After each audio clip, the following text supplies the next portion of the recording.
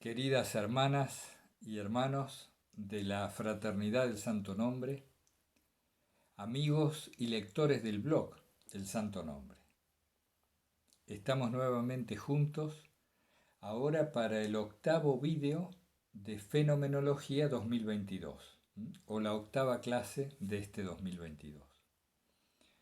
Vamos a tratar hoy de responder algunas consultas o de profundizar en algunos temas a raíz de comentarios que nos han llegado, incluso de gente que se va sumando muy recientemente al curso.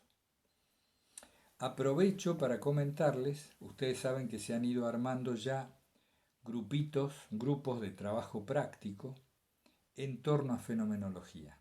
6, 7, como máximo 8 integrantes en cada grupo, buscando un ambiente, un ámbito de familiaridad, de cercanía, de confianza, para tratar los temas con actitud fenomenológica. ¿Qué temas? Los temas experienciales de nuestro cotidiano, de nuestra vida cotidiana. ¿A qué nos referimos con la actitud fenomenológica? A esa búsqueda, primero, de observación. Primero buscamos testificar, ser testigos de lo que va apareciendo como fenómenos en nuestro campo de conciencia. Y luego, una vez que testificamos algún fenómeno, buscamos la comprensión de la raíz de ese mecanismo o de ese automatismo, la comprensión del origen de este aparecer, de este suceder, de eso que está ocurriendo en el pensamiento o en el sentimiento o en la conducta. También podríamos decir en el pensamiento, en el sentimiento, en las sensaciones corporales, me estaba dejando eso a un costado, y en el comportamiento, en la conducta. Testificamos, buscamos la raíz del automatismo para comprender y entonces después hacemos intercambio tratando de ayudarnos en la desactivación de estas cuestiones que, como siempre decimos, nos hacen actuar de manera diferente a lo que queremos y no nos permiten orientarnos en función del propósito de nuestra vida. Eso es básicamente lo que entendemos por actitud fenomenológica y por el propósito básico de estos grupos de trabajo práctico. La fenomenología en general busca ir a la esencia de las cosas, a la esencia de los fenómenos percibidos, despojar la mirada de todo lo accesorio, quitarle lo más posible la subjetividad a la observación de las cosas y quedarse con lo que importa, con lo esencial. Pero nuestra fenomenología es todavía más acotada, es la fenomenología de psique, del psiquismo, o como le han llamado antiguamente, del alma, en la división tripartita a la cual siempre hacemos mención a raíz de Filocalía: cuerpo, mente o alma y espíritu. Entonces, se están armando los grupos de trabajo práctico, algunos ya están funcionando, se organizan a través de WhatsApp, el intercambio, otros lo hacen también a través del Zoom, y no duden en comunicarse si tienen dificultades, es decir, si a raíz de los horarios no se pueden poner de acuerdo porque viven en diferentes países, o si alguno de ustedes siente una fuerte falta de afinidad con los miembros del grupo que le ha tocado, no hay problema, todo se puede organizar. La búsqueda principal es esta cercanía, esta familiaridad entre unos pocos en un marco de confidencialidad y ayuda mutua. Ese sería básicamente el interés de estos grupos. Bien, avancemos ahora con los temas que tenemos hoy.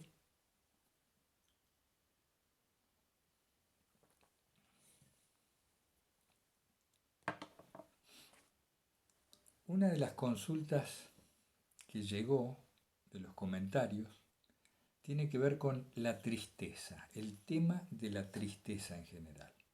¿Por qué se produce la tristeza? Ustedes se acuerdan que en más de un vídeo hablamos de lo que es un acto ritual. Aquí, en este contexto, le llamamos acto ritual a una conducta no eficaz respecto del fin que se pretende. A eso le llamamos acto ritual. Veamos. Voy por la autopista, pincho un neumático, se rompe una rueda, estaciono, voy hacia atrás, hacia el baúl, cambio el neumático, o si no tengo uno de repuesto, llamo a la emergencia, al SOS, vienen, me cambian la rueda y sigo viaje. Eso es una conducta eficaz. He hecho algo correspondiente al plano, al mismo plano en el cual se produjo el problema. He dado una respuesta adecuada. Un acto ritual es dar una respuesta desde un plano diferente y por lo tanto no funcional a lo que pretendo o al problema del cual se trata. Supongan ustedes que voy por la ruta, se rompe el neumático y yo me pongo a rezar. Alguien puede decir, bueno, eso es una persona de mucha fe, acude a Dios. Sí, está muy bien, pero resulta que lo que tiene que hacer es cambiar el neumático. Puede rezar mientras, ¿cómo no? Pero la conducta práctica adecuada al plano en el cual se produjo el problema es cambiar el neumático, por los medios de que dispone, o llamar al servicio de ayuda. Una conducta ritual tiene mucho de mágico porque no se implementan los medios de los que se dispone en el mismo nivel en el cual se produjo el problema. No implemento los medios de los que ya dispongo. Entonces, la oración está muy bien, pero si yo tengo ya los medios, debo implementarlos. Conjuntamente, en todo caso, con la oración, si soy una persona religiosa. En cambio, si me quedo con la oración y no implemento los medios que están en mi mano, incurro en una especie de rito mágico. Es similar a lo que hace esa persona que acaricia una pata de conejo para ganar la lotería o para que algo salga bien. En otro de los vídeos dábamos el ejemplo de aquella persona que observaba que un muro se estaba cayendo y lo iba a aplastar. Y pegaba un grito en lugar de salir corriendo. En ese caso el grito es un acto ritual. Salir corriendo es una conducta eficaz. ¿Por qué trato este tema? Porque hablábamos de la tristeza. Fíjense qué interesante. La tristeza viene a ser una respuesta de tipo ritual cuando un deseo está frustrado, cuando algo sale mal, cuando algo no se corresponde con aquella expectativa que yo había depositado en el asunto. Entonces, la respuesta ritual del psiquismo es la tristeza. Es ineficaz. Difícilmente la tristeza resuelve un problema. ¿De dónde deriva este asunto? Lo hemos aprendido de niños. ¿Por qué? Porque la tristeza era una conducta muy eficaz cuando éramos niños. El llanto, la congoja, el mostrarnos deprimidos, tristes, irnos a un rincón, generaba una respuesta de parte de nuestros padres o de nuestro entorno, insisto, cuando éramos niños, generaba una respuesta de atención. ¿Qué te está pasando? Venían rápidamente nuestra madre, ¿qué te está pasando? Y entonces ahí nosotros podíamos expresar lo que nos había disgustado y muchas veces nos salía bien. Por eso digo que era una respuesta eficaz. Hoy en día no es así. Como somos adultos, ese acto mecánico, ese automatismo de ponernos tristes cuando no nos salen las cosas, no genera que la vida cambie su discurrir. Los acontecimientos no cambian por nuestra tristeza. Si vivimos en medio de una relación un poco disfuncional, por no exagerar y decir tóxica. Si vivimos en una relación disfuncional con alguien, puede que este tipo de rituales sigan teniendo eficacia o un beneficio aparente. Lo han visto sobre todo en las relaciones de pareja. A veces la tristeza genera que se nos atienda, igual que cuando éramos chicos. Pero el punto al que íbamos, es descubrir, comprender y darnos cuenta del acto ritual o mágico que se encierra detrás de estados anímicos. Muchos estados anímicos responden a un simple automatismo aprendido en la infancia que hoy manifiestan de modo evidente su inutilidad. Acuérdense que todo estado de ánimo, todo pensamiento, todo sentimiento es una respuesta situacional, una respuesta que el organismo da a una situación determinada. Acuérdense que esta situación puede ser interior, puede ser exterior o como es en realidad de ambos planos, de ambos niveles. Pero como nosotros podemos testificar esto, quiere decir que podemos poner conciencia sobre esto que está ocurriendo y adoptar intencionalmente una conducta diferente. Entonces, aventamos la tristeza a un costado, la observamos, la dejamos ahí y decimos, a ver, ¿qué hay para hacer aquí? Me pongo a cambiar la rueda, el neumático. Bueno, creo que ahí tocamos un poquito el tema ese de esa consulta que llegó. Esto vale para muchos estados de ánimo, no solo para la tristeza. Un colateral es el tema del aburrimiento, que ya tratamos también otra vez.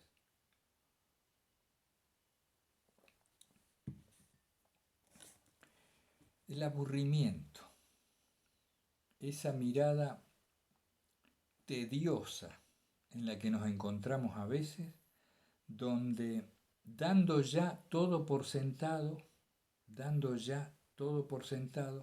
nuestra mente nos dice, no hay nada llamativo, nada novedoso, nada interesante que hacer, que ver, que vivir en este momento. Es pariente del estado anterior y tiene también que ver el aburrimiento con la no saciedad de las expectativas que se habían depositado. Pero fijémonos, cuando miramos desde la memoria, proyectamos lo ya vivido y no nos abrimos al aquí y a la hora de la percepción del momento. El aburrido, cuando estamos aburridos, es la memoria la que está proyectando a través de los sentidos la percepción y no estamos realmente percibiendo. Fíjense, es de muchísimo interés, es fascinante el mecanismo. Cuando digo fascinante, digo que es hipnótico, que no nos damos cuenta de esto. Doy por sentado lo que está en mi patio y como lo doy por sentado, no lo miro. Simplemente la memoria proyecta una percepción como telón de fondo y sigo divagando, la mente sigue divagando en sus cosas, buscando, como siempre hemos dicho, integrar contenidos en su imaginación a futuro o en su acomodar lo sucedido en el pasado. Es una mirada que va hacia adentro, es introspectiva, más bien ensimismada. No es una mirada que va hacia adentro a observar con conciencia, sino que es una mirada que ha caído, se ha ensimismado en la divagación. Entonces los ojos no ven realmente, los oídos no escuchan realmente, y así con cada uno de los demás sentidos. El aburrimiento es también una respuesta ritual, cuya raíz está en esta proyección de la memoria sobre la percepción, una sobreimpresión. Por eso, ustedes vieron que tanto nosotros como mucha gente insiste con el tema del aquí y el ahora, de vivir el momento presente, como nos dice el padre Causade, ya en un libro creo que es del siglo XVII. Y también, desde antes, otros espirituales hablan de la inmersión en el momento presente. Pero, ¿lo hacemos de veras? Porque recordemos que leer sobre vivir el momento presente no es lo mismo que vivir en el momento presente. Conceptualizar o conversar sobre la necesidad de estar vivos aquí y ahora no es lo mismo que hacerlo. ¿Cómo se hace esto? Uno de los factores importantes en esto es atrevernos a percibir sin la carga de la memoria. Alguien puede decir, y con toda razón, es imposible percibir sin que la memoria nos esté diciendo cosas respecto de eso que percibimos. ¿Es así? Efectivamente. La memoria siempre nos va a estar enviando lo que se llaman reminiscencias. Yo salgo, veo una casa y me dice, mira qué parecida a la casa de tu abuela, a la casa de tu infancia, etc. Siempre la memoria está enviando estas reminiscencias. Es parte de su función para proteger al ser vivo. Lo va situando en situación. Cuidado con esto, esto ya lo viste, esto es importante, esto no es importante. Pero eso es lo automático.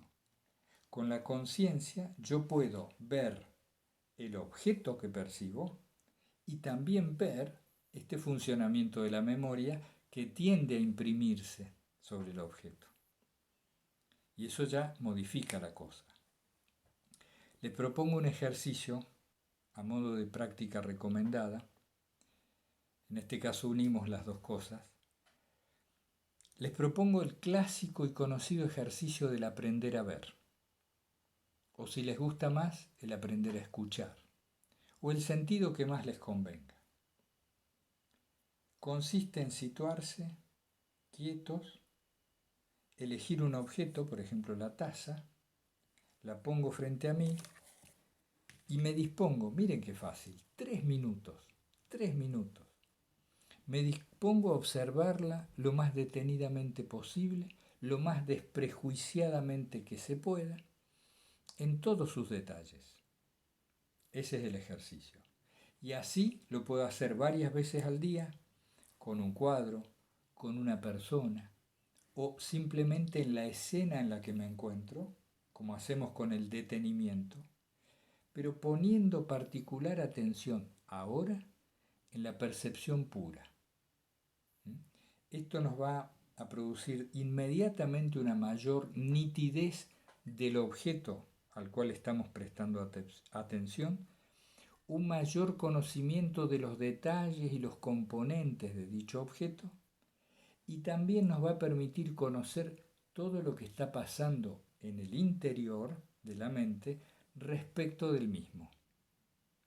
Nitidez, detalles y componentes y mecanismos que se van suscitando. Si esto se nos produce, estamos haciendo bien la observación. Somos muy utilitarios en nuestra época. Siempre estamos queriendo ganar algo. Así nos ha educado la cultura.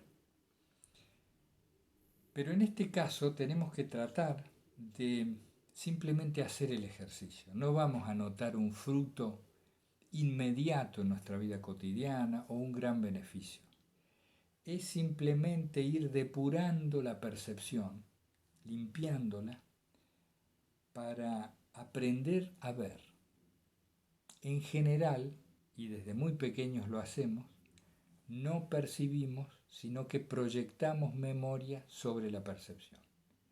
Si pudiéramos quedarnos con este concepto grabado y después discutirlo en los grupos o cuando haya oportunidad, es importante, revela muchos automatismos de nuestra vida cotidiana y nos abre un horizonte nuevo. Pero claro, no es inmediato. Es como si tuviéramos que reeducarnos o desandar el camino hacia la percepción real, hacia una percepción más verdadera.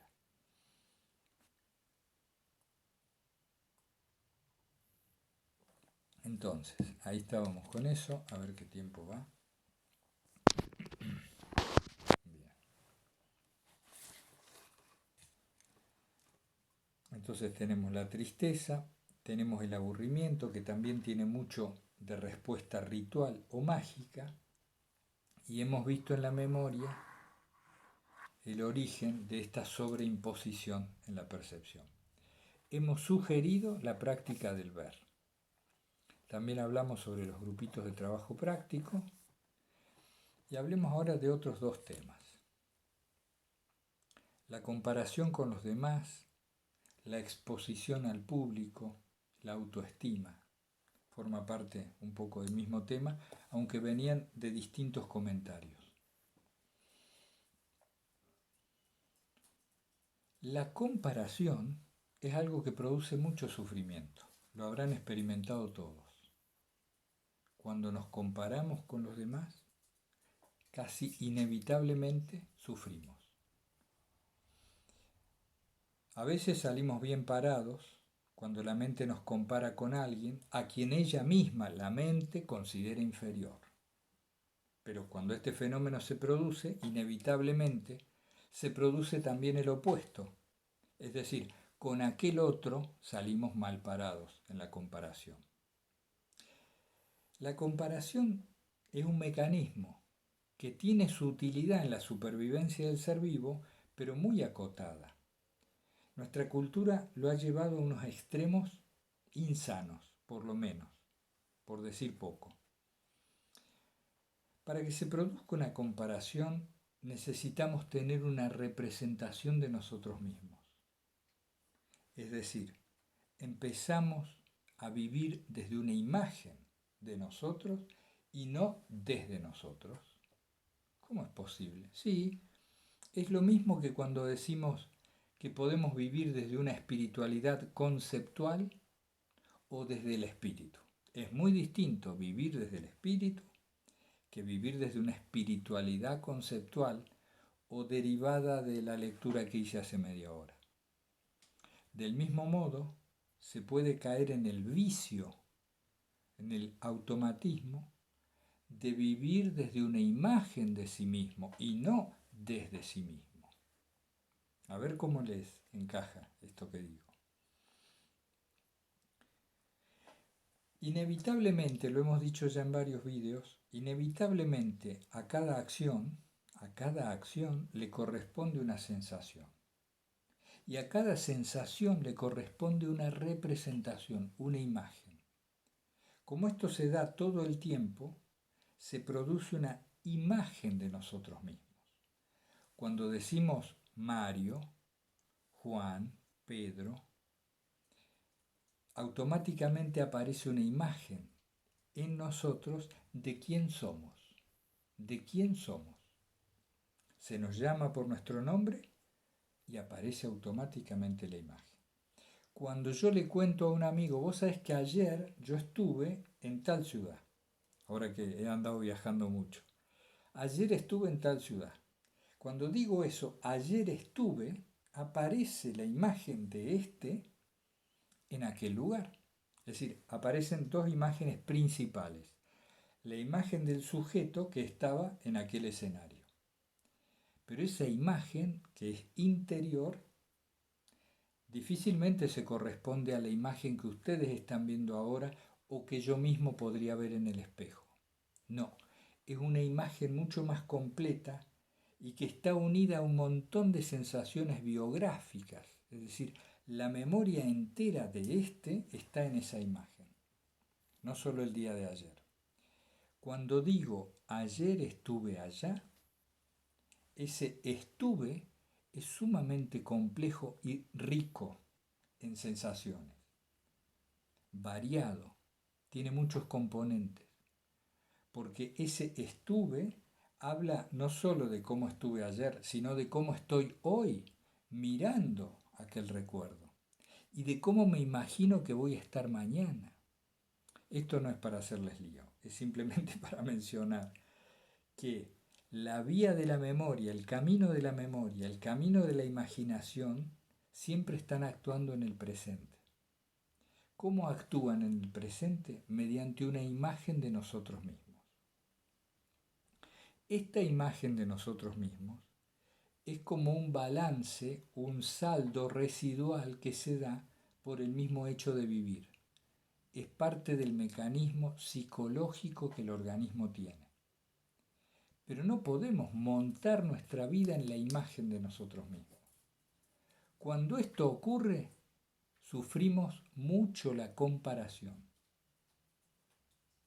Una cosa es que todos tenemos automáticamente una imagen de nosotros mismos y una es creérnosla a tal punto de compararnos con otros y de fundar el amor a nosotros mismos en esa imagen.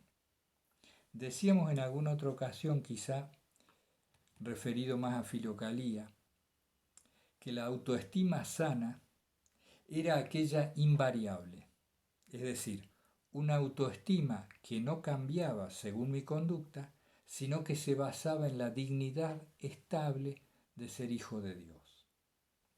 Como soy hijo de Dios, como me ha hecho el que ha hecho todo el universo, como tengo semejante Padre, como hijo, tengo una gran dignidad. Y en eso puedo asentar una autoestima sana y estable, no dependiente de las variaciones de la imagen de mí mismo.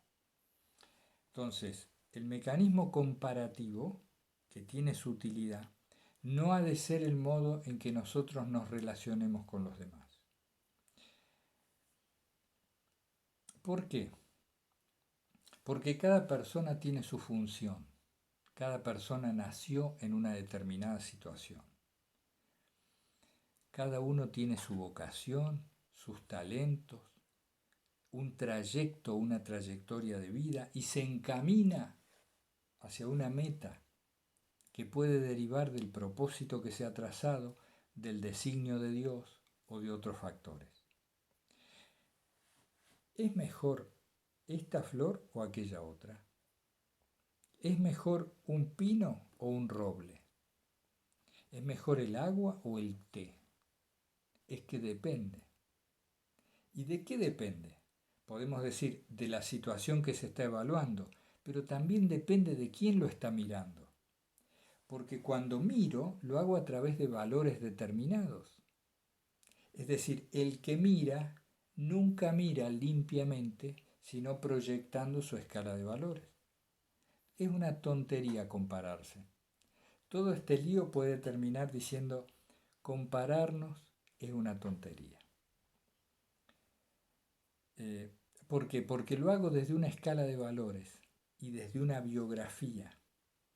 No tiene sentido, no se pueden comparar las personas. No se pueden comparar las personas.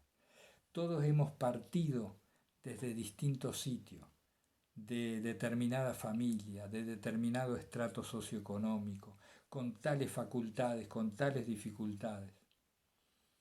En todo caso, vamos a observar siempre que se producen mecanismos comparativos que derivan de la mente. La clave es darnos cuenta de esto y no creernos estas conclusiones automáticas que se producen. Un tema que afecta mucho hoy en día es el tema de la apariencia física, de la llamada la belleza, de acuerdo a los cánones de la belleza que la cultura consumista va organizando en forma de moda, ¿no? La moda. Creerse esto es fuente de gran sufrimiento. En el campo espiritual, entre comillas lo digo, también suele suceder que nos comparamos con los demás. El grado de avance de este, de aquel otro, o la ascética de este, de aquel otro, aquel es mejor, yo soy mejor. Siempre que estemos en ese terreno, ya sabemos que la mente se puso al mando. Valdría para resumir decir que el aburrimiento, la tristeza o estar en la comparación, en ese mundo comparativo, es la mente la que habla, la mente la que está al mando. ¿Qué más? Ahí estamos.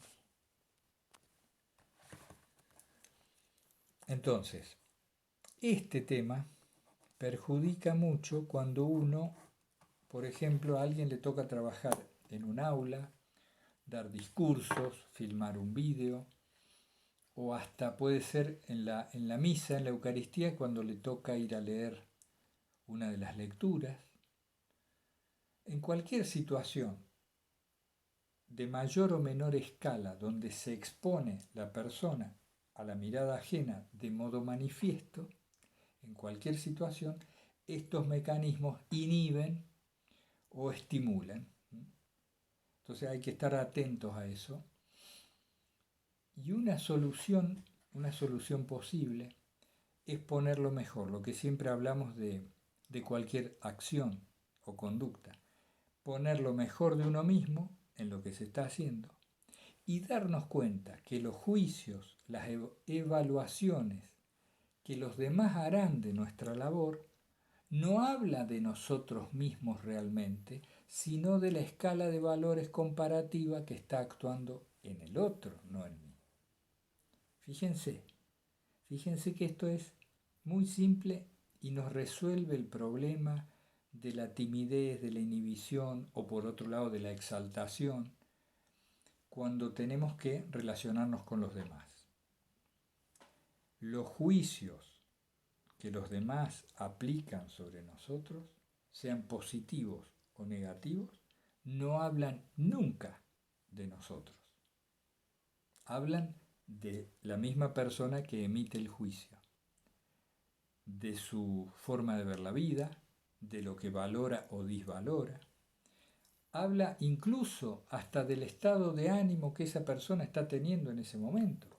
Fíjense qué diferente es. A ver, yo ahora les pongo, o este mismo video, ¿no? Si ustedes lo miran después de haberse ganado la lotería o si lo miran después de haber caído en bancarrota, por decir dos extremos. El estado de ánimo es tan diferente y por lo tanto recibo el vídeo de manera muy distinta. El estado de ánimo personal, la apertura, lo que voy a hacer a continuación inciden muchísimo en cómo vivo la experiencia de la hora. Entonces decía esto en el contexto de no creernos las comparaciones que se producen en nuestra mente, que reconozcamos en nosotros y en todos la dignidad de hijo de Dios, la dignidad de ser hijos de un mismo Dios y por lo tanto valiosos totalmente, más allá de que el momento espiritual de uno sea así o asá.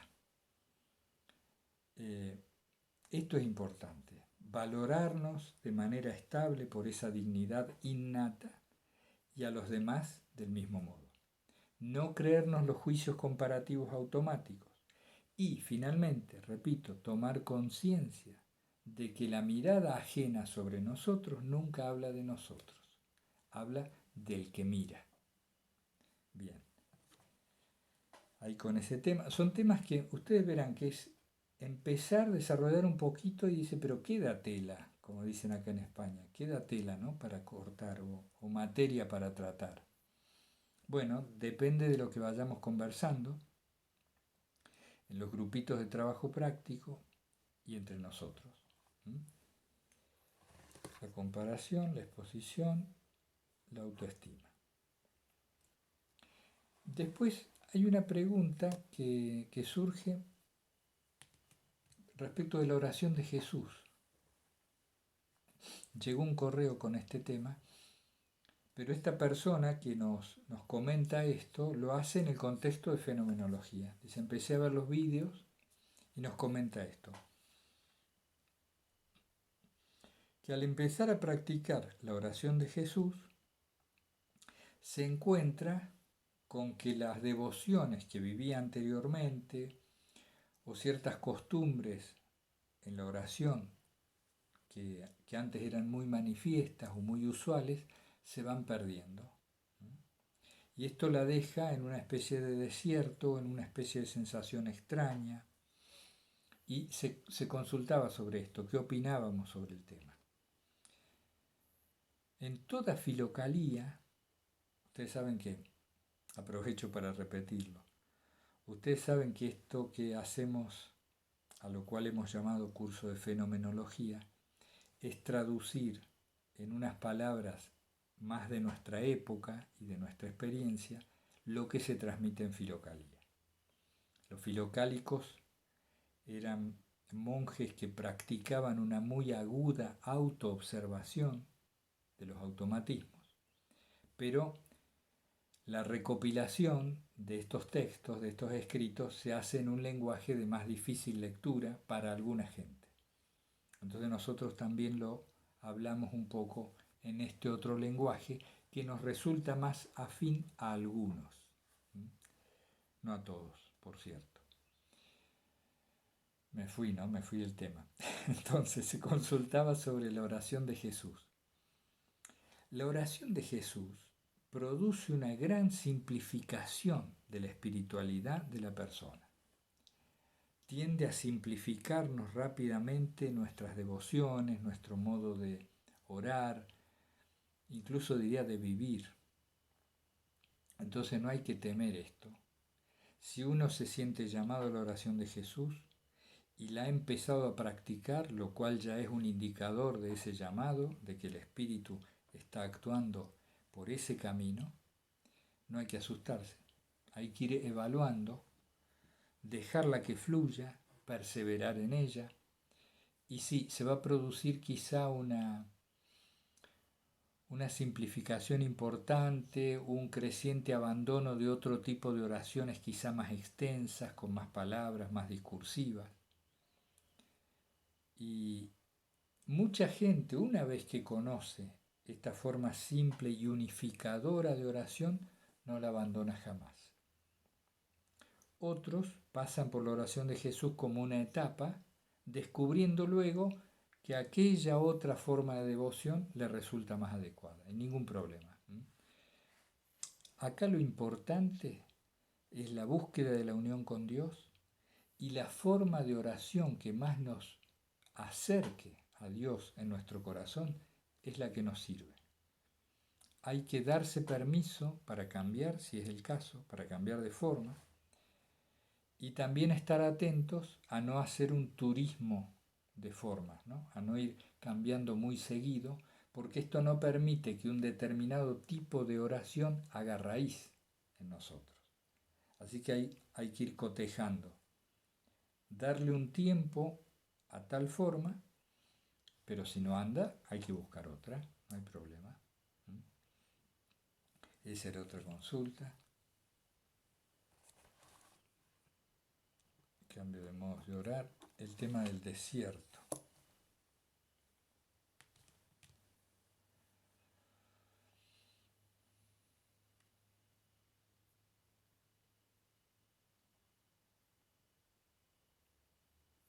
Cuando profundizamos un poco en algunos temas, se quitan de nosotros ciertos hábitos.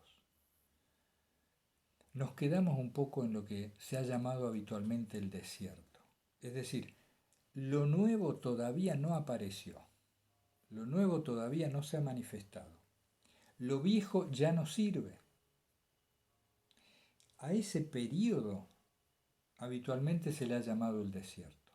Es simplificarlo mucho, ¿eh? Hay tremenda cantidad de tratados y libros sobre este tema, muy caro, muy valorado para muchos espirituales. Pero en el contexto de esta consulta que llegaba, creo que esta forma de decirlo es buena.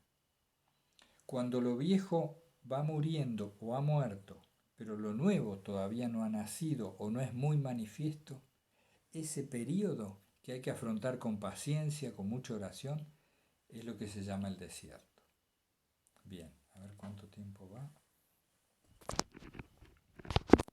¿Qué más tenemos?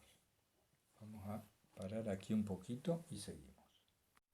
Bueno, acá continuamos. Otro de los temas que llegaron era, otra de las consultas que nos llegaron, era respecto a la psicología y a la espiritualidad. Se nos decía, ¿puede resultar útil la terapia?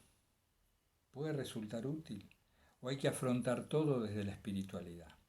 Sin duda que la terapia puede ser muy útil en determinados casos.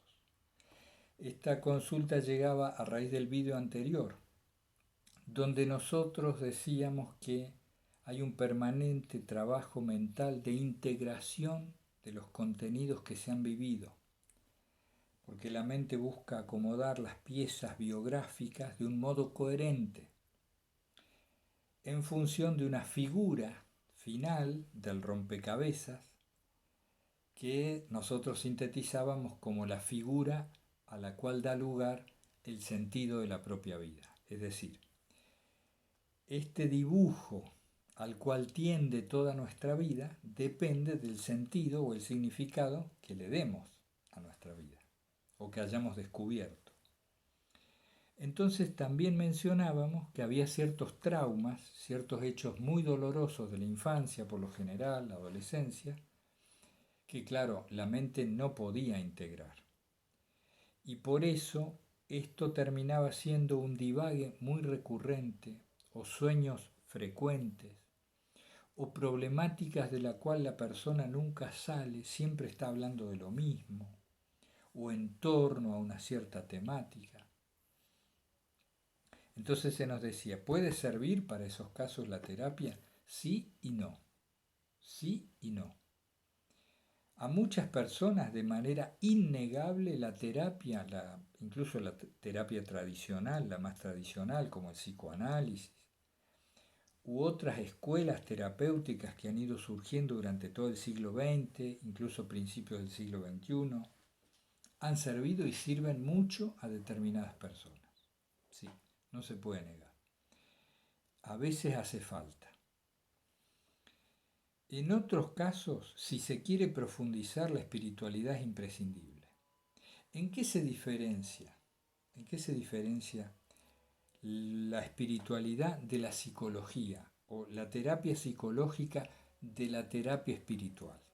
Aunque al decir terapia ya le estoy liando, como dicen en España, porque la espiritualidad es otro tipo de cuestión. Yo no la encuadraría dentro de las terapias. Pero digamos que la psicología tradicionalmente trata de adaptar a la persona al modo convencional en que esa sociedad se maneja según lo que se ha llamado el sentido común. Hay como en cada época histórica y en cada cultura específica una serie de convenciones, reglas, acuerdos tácitos y explícitos que constituyen el sentido común, lo que está bien y lo que está mal en términos adaptativos al medio social. La psicología aborda las cosas desde allí y trata de corregir las disfuncionalidades que se producen en esta adaptación al medio. La espiritualidad va por otro cauce. La espiritualidad se funda y nace en la búsqueda del sentido de la vida humana. El sentido de la existencia es la raíz de la espiritualidad, la raíz de la búsqueda espiritual. La religión es una de las respuestas que se ha dado a esta búsqueda. La espiritualidad, por lo general, tiene respuestas más simples y contundentes, no tan elaboradas, no tan complejas. Por eso decíamos el otro día, me parece que en uno de los grupos de trabajo práctico, a los cuales una reunión en Zoom, de un grupito de trabajo práctico al cual asistimos, decíamos, existe habitualmente dos caminos, son más, pero habitualmente muy importantes son dos caminos, el camino de la devoción o el camino de la comprensión. No son opuestos, confluyen, pero son distintos. El camino de la fe, el camino de la devoción, el camino de la oración, de la entrega a Dios, del abandono, por ejemplo, es filocalía. Lo que allí se enseña en los escritos que están compendiados en filocalía, si fuéramos muy simplistas, diríamos, es un camino devocional. Allí lo más importante es la oración, la fe y la entrega.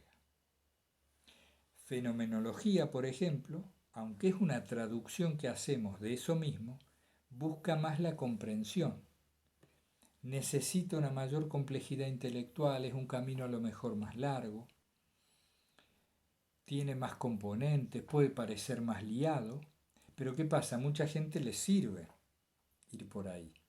A nosotros mismos este camino de la comprensión nos ha complementado el camino devocional. Entonces, uno puede ir por uno y si le sale bien, ya está todo dicho.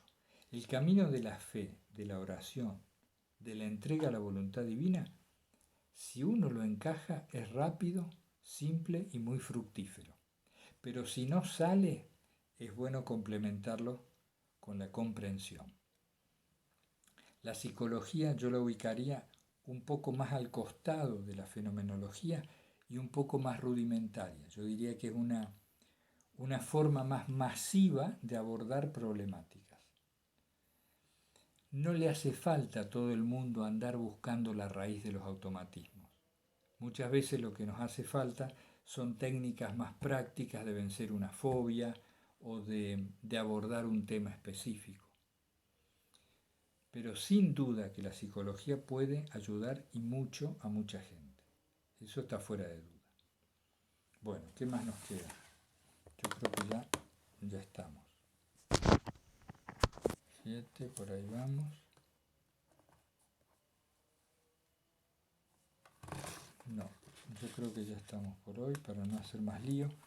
Repito un poco porque me dijeron también de la cuestión que vimos en el vídeo 7. Para hacerlo breve y más simple. Toda la actividad mental es una búsqueda de encajar piezas correctamente en el rompecabezas de lo que se va viviendo. Por eso divagamos tanto, porque de cada cosa que se va viviendo la mente hace una tarea de acomodo, clasificación, ordenamiento. Y esto lo hace solita, lo hace por ella misma. No somos culpables de esto. Lo que está en nuestra mano es, ¿vas a llevar tu atención a la mente? ¿Vas a vivir en la mente? ¿O vas a llevar tu atención al ser que eres, a la esencia?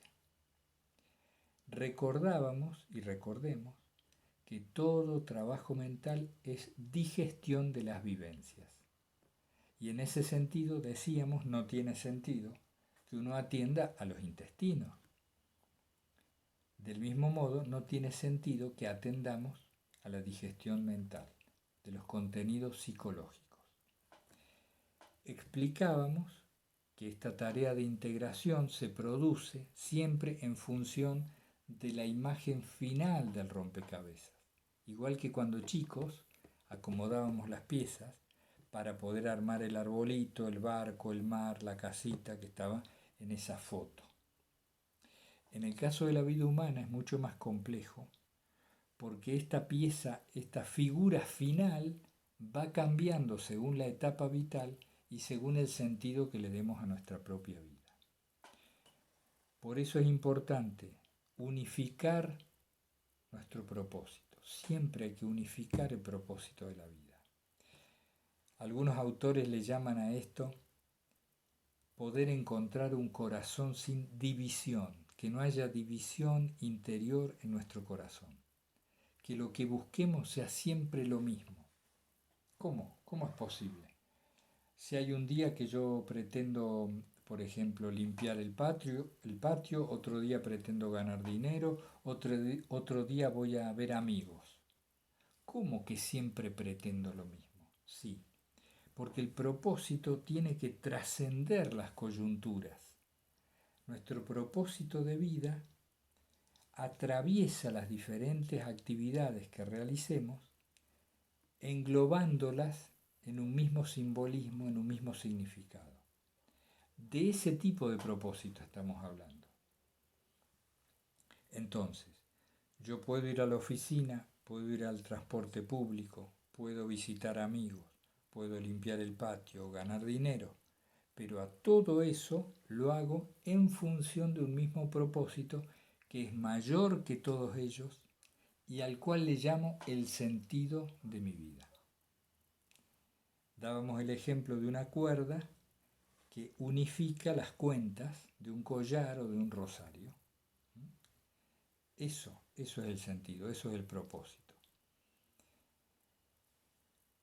Bueno, es un tema, como decíamos el otro día, que es un poco liado, complejo, pero bueno, ahí vamos, de a poco tratando de acercarnos a lo que buscamos. ¿Qué buscamos en fenomenología? Para toda la gente que recién se acerca.